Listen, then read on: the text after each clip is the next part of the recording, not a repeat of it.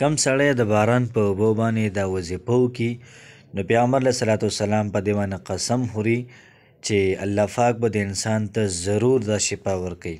وایي ځکه جبرائیل علیه صلات وسلام زما خوا له راغلی ما ته خبر راکوم چې کم سړی د باران په اوبو باندې دا وظیفه وکړي او د 7 ورځو پورې د اوبه څکي، د دې سړي په بدن کې څومره بیماریانې وي الله پاک به دا ټول بیماریانې ختمې کړي، تر دې پورې چې په هډوکو کې مرض وي د هډوکي نه هم الله پاک دا مرض دا راوباسي. بسم الله الرحمن الرحیم. السلام علیکم ورحمت الله وبرکاته. امید در رب کوم چې تاسو ټول به ټیک ټاک کې الله پاک هم خوشحاله آباد ساته. الله پاک دې موږ او تاسو ټول د چا محتاجۍ نه صرف د الله پاک موږ او تاسو ټول د خپل اطاعت دا محتاج ساتي. الله پاک دې زموږ او تاسو ټول نیک اعمال او دا وظایف په خپل دربار کې دا قبول کړي. الله پاک دې موږ او تاسو ټول باندې د خپل در نه خصوصي رحم او فضل وکړي. نن چې کومه زموږ وظیفه ده دا ډېره زیاته زبردست او ډېره زیاته د قوت واله وظیفه ده. که تاسو خیال وکړئ زموږ هغه غرونه، زموږ هغه خویندې، زموږ هغه میندې او هغه زموږ ملګري چې کوم دي هغوی بیماران دي، که دوی ته هر قسم له مسله وي نو راشئ نن زه تاسو ته ډېر زیات ناشنا علاج ښیم او دا علاج پیغمبر علیه صلات وسلام ښودلی دی. فرمایي چې بدن کې مرض څه کوي چې د هډوکي نه هم الله پاک دا مرض دا راوباسي. دومره زبردسته وظیفه ده.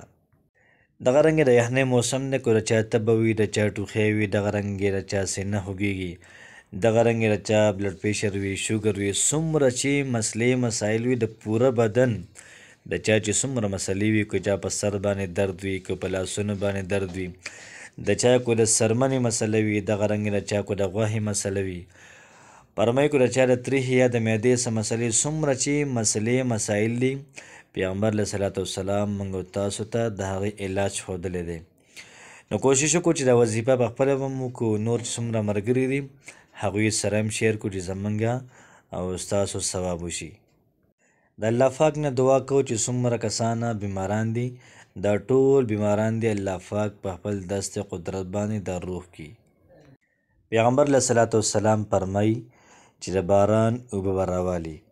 فرمایي چې کوم سړی د باران په اوبو باندې سورة الفاتحه او 70 پیرې ووایي، 70 پیرې په هغې باندې سورة الفاتحه ووایي، دغه رنګې او 70 پیرې په هغې باندې آیت الکرسي ووایي، دغه رنګې او 70 پیرې په هغې باندې سورة الاخلاص یعنی قل هو الله احد دا ووایي، دغه رنګې په هغې باندې قل اعوذ برب الفلق او قل اعوذ برب الناس دا سورتونه پې او 70 پیرې ووایي.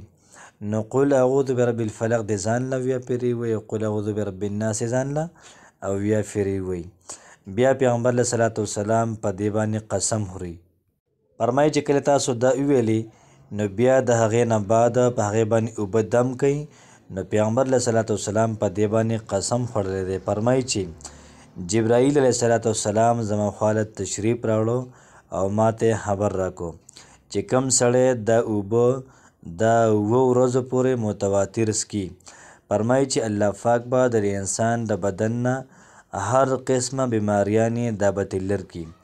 الله پاک به د انسان ته صحت ورکړي، الله پاک به د انسان ته ښکلی ژوند ورکړي. دغه رنګې که دا بیماري د څرمن وي، که دا بیماري د غوښې وي، که دا بیماري د هډوکې وي، نو چې څومره مسلې مسایل دي الله پاک به ټول د انسان د بدن نه وباسي. نو څومره بهترینه دعا ده، څومره بهترینه وظیفه ده او دغه وظیفه د حدیثو په رڼا کې ما تاسو ته پیش کړله. نو کوشش وکړو چې زموږ هغه غرونه خویندې چې هغوی بیمار دي نو دا وظیفه هغوی ته ور ورسوو چې هغوی ټیک شي. نو دا زموږ سره لپاره ډېره زیاته غټه خبره ده. الله پاک دې زموږ ستاسو ټول بیماران نه دې روغ کړي، الله پاک هم خوشحاله ساته. السلام علیکم ورحمت الله وبرکاته.